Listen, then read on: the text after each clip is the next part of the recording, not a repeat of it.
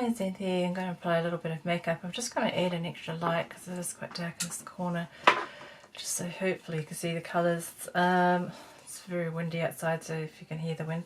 This colour that I'm wearing is closest to phthalo green as my paint pigments. There's a yellow shade leaning a little bit more towards yellow, and a blue shade leaning more towards blue, and I think it's closest to this, but it depends on the lighting. So in cooler lighting it looks more like that, and warmer lighting it can look more like that. So anyway, I've picked out a little bit of makeup. Now this top here, I've got in 3 colours because they were affordable and they're comfortable and warm, and I've go in the washing machine. So I've got this green, I've got this red, and then I've also got this muted reddish purple, which some people call eggplant or aubergine. Now out of these 3 colours I would prefer this one the most, and then this one. I generally with red prefer a slightly deeper red, but anyway. So this kind of colour is really bright for me. I'm just going to wear it with this jacket for an extra layer. So I thought I would just look at some makeup colours, and just incidentally I also got to varnish this. I added a little bit of blue to the wings, so I think that just a really subtle contrast with the very otherwise warm palette. I think just kind of yeah, just bring out the wings a little bit, sort of abstracted. Now so let's just apply some makeup, and if we get time I might talk about some of the things in my mind about the inconsistencies again with colour analysis. Is this colour in my palette? Well, not really, but it's still a deep colour, a green in this model here. This is a colour Mondo.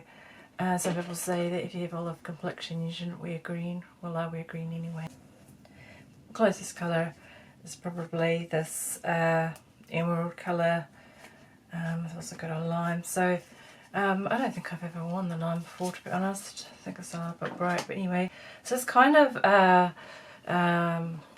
you know, kind of quite reasonably bold for me. So I've got some eyeshadows that I might try just a little bit. So so I've pulled out some red lipsticks because they're kind of like opposite almost on the, so opposite to green with the CMY RGB is magenta, but we go towards red, more or less opposite, and a little bit of contrast, especially with wearing red top underneath. So just going to use a little bit of foundation. So I'm just going to use liquid foundation today. I'm using the stick foundations recently, which I quite like, so I'm just going to use just on the darkest parts of the hyperpigmentation and anything I want to just tone down, like dark circles, just a little bit of the dark peach colour corrector, just to kind of, because if you try and lighten the colour, it's the same with paints, a very dark colour, white, too much white, it goes ashy, so it sort of just goes really grey. So that's why the idea is filling in with some of those mid-tones like the reds, the orange kind of thing, sort of it just kind of helps prevent the ashy looks. It sort of brings it back, so even though the peach is not a match to my skin tone, if I apply it directly over the areas, it just helps sort of bring it back to more of a closer to my skin tone, even though it's a match and undertone, if that makes sense. So because it's basically got a bit of red in it, so a little bit there. Now I thought that I would use liquid foundation today. So I've got this 125 Nude Beige by Maybelline to fit me. Now this one is a little bit peachy on me. You can probably see it straight out of the bottle. I've also got this one, Maybelline Lifter in 118, This one's a little bit light on me, but it's kind of closer to my skin tones instead of more yellowish, and that one is more sort of peachy, sort of, you know, orangey kind of. Now if I want to tone them down, I can add a little bit of, especially for that one, a little bit of blue. I don't have a blue colour corrector other than this eyeshadow, so this one's got ultramarine pigments, it's very pigmented. So if I just add just a touch of the blue, then, I don't know if you can see, it will just desaturate. So we've gone too orange to more grey. I don't want completely grey, but it brings it back to, so when people with this colour analysis like to say, and I'll just mix a little bit of the other one in as well, so I'm getting something that's pretty much a match to my skin tone now. Then what I just use is a brush just so that it's not too heavy. So see these colour analysis people saying, oh, if you're muted or if you're you know, high contrast or whatever, and they like to put you in grayscale to illustrate. It really depends on the lighting conditions. In some lighting conditions my hair looks darker and my skin looks whiter, and then in others, such usually in the car, it's generally less contrasty, and also my skin tone itself is reasonably muted, sort of like a desaturated, peachy to yellowish kind of colour, but you know, definitely not, you know, extremely pale or you know, rosy cheeks or whatever. So the idea of the foundation when I use it is just to kind of smooth out the complexion a little bit. My main skin issues are sensitive skin and hyperpigmentation, which has definitely been worse in the past, such as, you know, hormonal things like pregnancy, constant sun exposure. So I try and avoid excessive sun. So anyway, I've never been one to use fat tan, but anyway, that's kind of just very close match. And then I'm just going to use a little bit of concealer. Now this one is peachy again compared to my skin tone, but the next shade down, this is Revlon Light Medium Illuminance. The next one down to medium is very orange on me, so I just kind of would rather work with something like that. I can mix a little together with what I have left and just sort of, you know, just sort of something in between, so it's not too light, and I can just use that with the under eyes.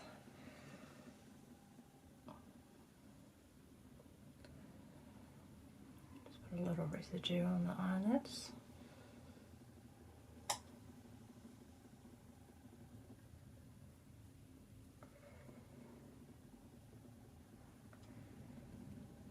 And just anywhere just to kind of touch up. So it's very minimal now, just the patches. Generally you get patches from scarring and stuff too. I haven't really had problems with acne or anything. I sometimes just get the odd hormonal pimple or whatever, but you know, at my age now it's rare to get anything like that. So sort of get more things like a little bit of texture, so little bumps and stuff, but I can't really do much about that. Just gonna you know, just cover it with my hair. So I'll just wipe most of that off.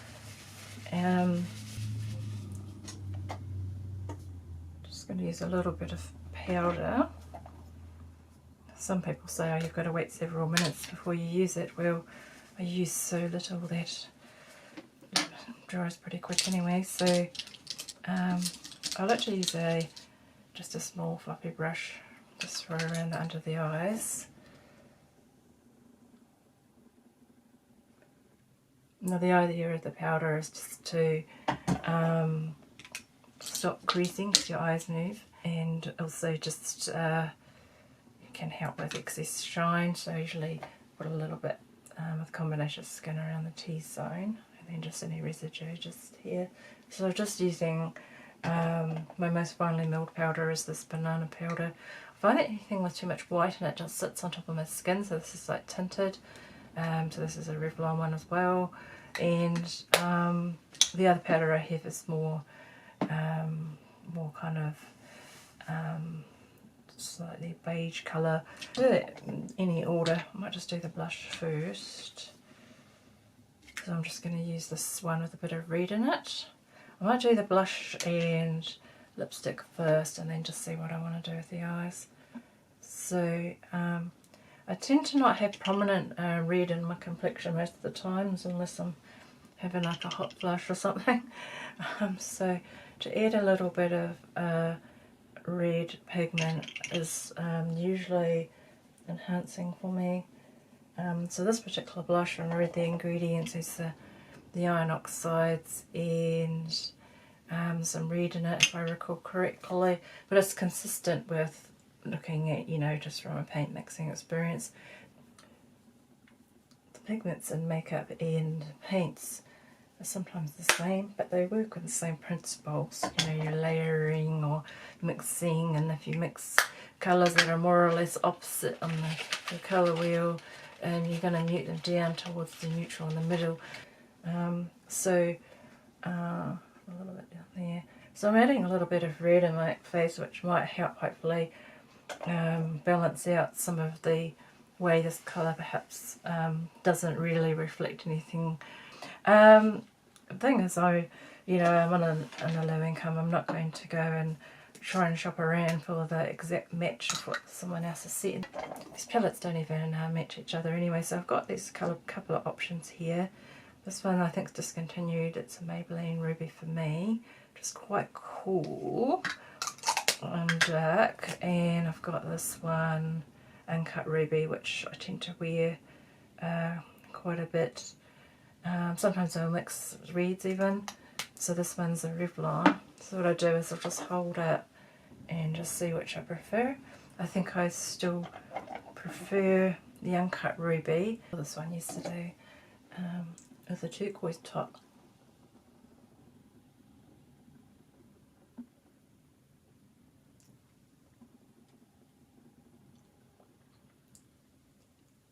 Yeah, this one goes better with that red as well. So I think I'll wear this red today and just add a little bit of green to my eyes. Now, I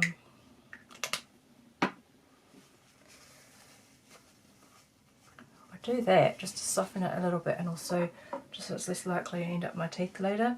So I think that blush looks still a little blotchy.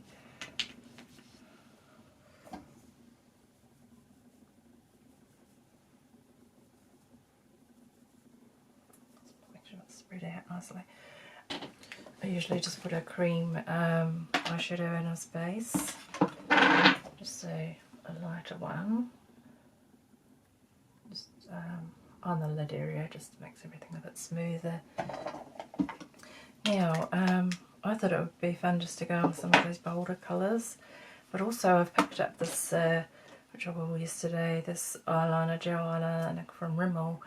It's called Shimmer Shock Jungle Flash. So it's basically just a green, but it's a slightly different green.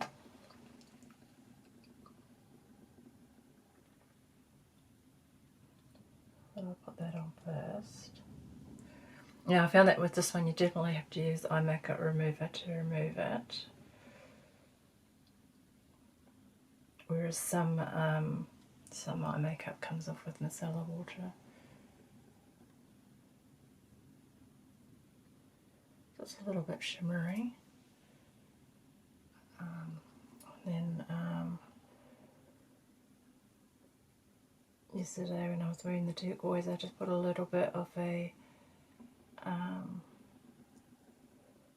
sort of cyan kind of colour over it just to make a turquoise. But I mean, it's sort of quite dark, so it sort of goes either way really. Okay, so that's that. I'm just going to use a little bit of, where did I put the neutrals? I'm just going to put some neutrals. I might actually dip into, just to see which one goes nicely. Because they've made this palette here with sort of colours that I probably wouldn't wear because I think they're a little bit too warm. See those yellowy browns, sort of go for more of the reds. I might go and use that little bit of a red so it's a little bit of a contrast. Just, but it's still a neutral kind of browny red, or reddy brown, if that makes sense. Just with that top bit up there, just so that, because I don't have a lot of visible lid space unless I blink. So this is what's called hoarded eyes. Just sort of connected up there. So then I've left all of this area here above the actual crease to apply eyeshadow to with a brighter colour. So I thought that it might be quite nice to go in with the some of these bolder colours. So either that one or that one. So we don't need much to actually look quite bold. These are very pigmented. These are GG palettes that I'm using. They're often on sale for like 25 to 30% off, and they're reasonably priced anyway. And I think that rather than going overboard with all of the other colours, I might just go back to this one. Just pick one of the, it's kind of a shimmer just for the lid.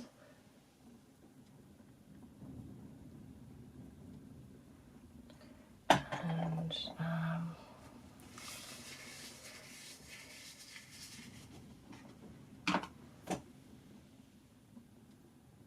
so that's quite a bright look for me. If I wanted to intensify it a bit more or deepen a little, I could go a little bit darker on the outside. I might just use a little bit of that dark brown, but I'm going to use a brush instead. So I'm just going to use a little bit of that dark brown. Just use it a little bit of slightly shimmer one. I'm just going to use that right at the edge there, just to kind of darken things a little bit.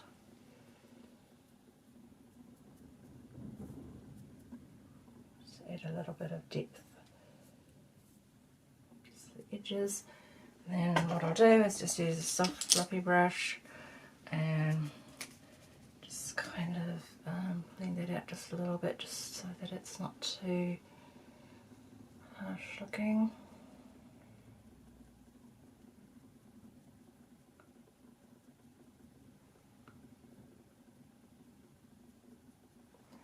And then I'm just going to use mascara. I'm just going to use some mascara. So I've only got one mascara, that's Native Brown, which looks almost black at first glance, but it's actually brown like my hair. So my hair colour is called Chocolate. I have got a semi-permanent without developer, so no peroxide, no ammonia, just I don't know, a couple of weeks ago, just put half a tube in, and it just fades back to my natural colour. So, which is basically just fading a bit more than anything. Just a couple of silver strands, but nothing major.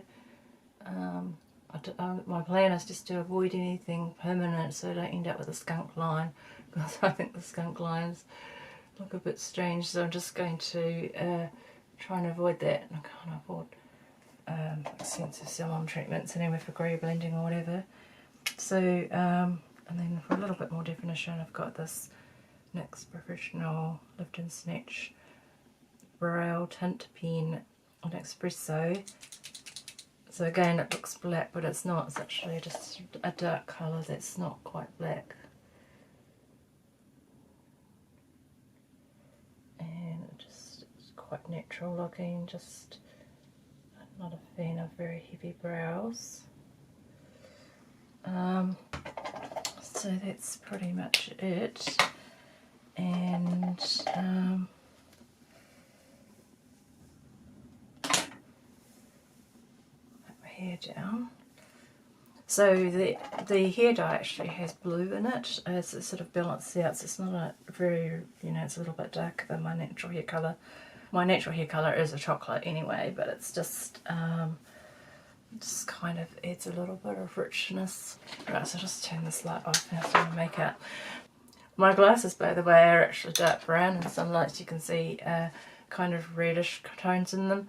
But I found them very versatile. So anyway, let's have a look at some of the things with colour analysis. I've already kind of gone over some of these things before, but I think that a kind of it's worthwhile pointing out the identity thing about it. Like, for example, I don't say I'm a deep autumn, I just say I was typed as, because if I was to go someone else, they might type me as different, you know. But it's just, I've seen so many contradictory things. See if I can just run off some of them over the top of my head. So just the palettes themselves can have the same name but completely different colours in it. And I mean completely different. So a deep autumn in someone else's palette, this, you know, this palette here is not particularly dark overall. You know, it's got some reasonably bright colours in there, some reds and stuff, and you know, but some deep autumn colours are extremely dark for some palettes. Other deep autumn palettes look more like what they call a true autumn. The true palettes vary with what they're defined as. Some just make them the same as the warm or the cool versions. So if you've got like a true autumn, it's the same as a warm autumn. Then you've got someone else that will say the true is that you can wear everything in the sub-seasons of autumn. So there's usually broken out into 12 really, and then they'll say a 16 if they also add a true. But then some people do a different for the, instead of trues, for the 16 season. And then some will just you know, just add on that if you're a true muted or a true deep or whatever, then they add on a few more to make out they've got more results or whatever. And the thing is that it's not until the popularity online, how it's trendy again, I'm going to say again because I'm actually old enough to remember I was a teenager in the 80s when it was popular the first time round. But online has made it popular, but what it does is it highlights the direct contradictions and inconsistencies. You see, I've seen so many people basically saying they've been typed this and that and the other thing, and they don't agree with it because it's colours they don't like on themselves, and but completely different contradictions. And something I saw today was a colour analysis said that she typed someone as an autumn, and so the seasonal is the most popular version in the Western countries, the most well known, I think. So that's based on seasons, you know, spring, summer, winter and autumn and whatever. And then they split those into further categories because people didn't fit for just like they had in the 80s. So anyway, I saw someone say that she typed someone as an autumn, but when she watched back the video, she thought something's off. So she felt that something was wrong. So she called the person back, typed them again, and came back with a summer. And the colours she chose were actually colours that I would quite happily wear.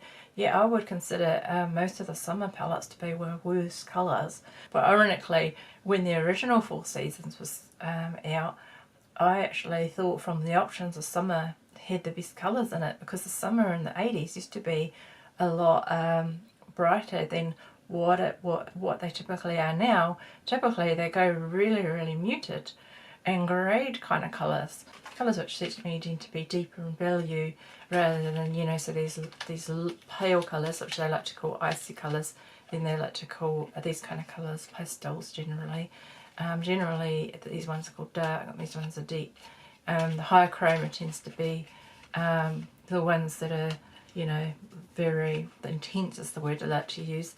And then what they do though is they put them into all these palettes, and then they find that all these colours which are kind of missed, say from a colour model like this, they're kind of missed aspects. So clearly this person was more neutral, so they like to put an undertone, warm, neutral and cool. Now the thing is, I am considered to be neutral, but with my hair, I remember years ago, and this was over 30 years ago, the analyst saying my hair was neutral. That's why I could wear both gold and silver well. I could wear black, because it's kind of the deep autumn's like between what they call the winter and the autumn. And I generally agreed with, you know, I was surprised it was an autumn because I thought people would say, oh, it was probably a winter, and some people will probably still say that. I mean, I'll quite happily wear some of the winter colours, but I think as I don't, religiously follow it. I just choose what I like, what I can afford, what makes me feel good, and then I just choose makeup which swatches okay on me, and then what I do is, from the options from what I have, only my small collection of makeup, choose what will go with what I'm wearing, basically. So, if there's room for a creative expression, usually very casual and all, but anyway, the colours were chosen for this person, and some people are coming up with other options because they don't fit the existing options for years. Since the 90s, these the 12 palette systems have been widely used, and then some will just say the true, which is basically like the 4 on top, that were originally there, and it's kind of this. What's happened is they're kind of forcing people to be in one of 4, and then what happens is within that one of 4, the people have nothing much in common. So it's kind of, and they're also not really looking at colour theory. It's been kind of butchered so much. There's not actually colour theory anymore, even though they're using mental concepts like chroma, which they also just call intensity. They'll call, so the value, I think the value matters more than this obsession with the warm versus cool. If you look at the Korean system, because I get to see that in video, online as well, I reckon that their systems actually make more sense with colour theory, because what they've used essentially, most of these ones tend to use basically a hue plane. So a hue plane is like, one of these, and then so they say that that's high chroma, that's light, that's dark, that's deep, that's dull, whatever, muted, whatever, and they've kind of sort of not emphasizing the warm versus the cool, and then they will say, someone might suit the pale colors and the dark colors, and that would often get called a winter because of the high contrast. But then you can get a high contrast also between the opposites, with like magenta and green. But then it depends on your spacing, because a lot of the seasonal ones is based on the traditional colour wheel of red, yellow and blue, which actually has more warmer colours, whereas this is a CMY RGB colour model, and which has different spacing. The thing is, it all boils down to subjective comparison. Also, it depends on beauty standards. Now, the thing with the Korean beauty standards is they tend to have a bias towards paler complexions. So they might put me in a different bunch of colours to what makes me look pale, which is basically the colours that I think don't look good on me, which tends to be the pastels. Anyway, the whole forcing people into the 4 things, and then within those 4 seasons, forcing people into 4 seasons which actually don't have that much in common. Like some people will say that if you're in autumn, you can wear all of the autumn colours. You get different contradictions too with hair colour, whether hair colour counts or not. Whether people have got red hair. One of the likes, Katy Perry's, is an example of a winter, but she dyes her hair black and uses lots of makeup. But she's showing pictures of her natural colouring. She's actually quite muted. So anyway, something else I saw which amused me was someone proclaiming, someone with a large following who can't seem to nail down what her own colour season or sub-season is, announcing that she's the first to make fabric swatches. Well, before I had this cardboard swatch, I had over 30 years ago. I'm just trying to think which year it was. Would have been about 1992 because it was my second year at uni and I was a poor student. I'm still poor now, but I was very poor then. So it was like about 1992, so nearly 35 years ago. I was given a fabric swatch, but I lost it somewhere, so I ordered a replacement one online. The colours are exactly the same, but I think I prefer the fabric in a way because the card can reflect a little different. But, you know, I think it's easier for manufacturers to, you know, to make the cardboard in general because it depends on availability of fabrics and all of that. But anyway, thanks.